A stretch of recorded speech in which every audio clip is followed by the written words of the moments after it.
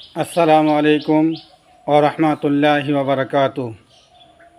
প্রিয় বন্ধুগণ, জীবনে যদি সফলতা পেতে চান তাহলে সব সময় খেয়াল রাখবেন তিন ব্যক্তির বদদোয়া থেকে সব সময় নিজেকে হেফাজত করবেন।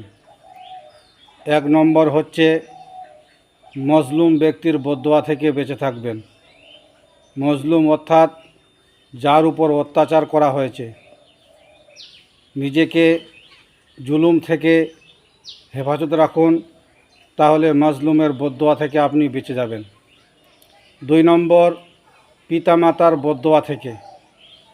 যে মাতা পিতা আপনাকে এই পৃথিবীর আলো দেখিয়েছে, সেই মাতা পিতাকে কখনো যেন আপনার আচরণে, আপনার ব্যবহারে যেন এতটুকু কষ্ট না পায় যে শব্দটা করে। কারণ এই তিন ব্যক্তির বদদোয়া কোনো পর্দা থাকে না। যেটাই দোয়া করে, দোয়াই করুক অথবা বদদোয়াই করুক, সঙ্গে সঙ্গে সেটা আরশে আজিমে পৌঁছে যায়, অর্থাৎ কবুল হয়ে যায়। তাহলে পিতামাতার বদদোয়া থেকে বেঁচে থাকবেন।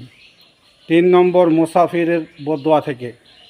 মুসাফির অর্থ হচ্ছে যে সফর করে, সেই সফর মুসাফির ব্যক্তির বদদোয়া থেকে, মুসাফির ব্যক্তিকে কষ্ট থেকে, তাকে কষ্ট দেওয়া থেকে নিজেকে হেফাজত করবেন, অর্থাৎ তার বদদোয়া থেকে আপনি বেঁচে যাবেন। তাহলে এই তিন ব্যক্তির বদদোয়া থেকে নিজেকে হেফাজত করবেন, আপনি জীবনে চলার পথে সফলতা অর্জন করতে পারবেন ইনশাআল্লাহ।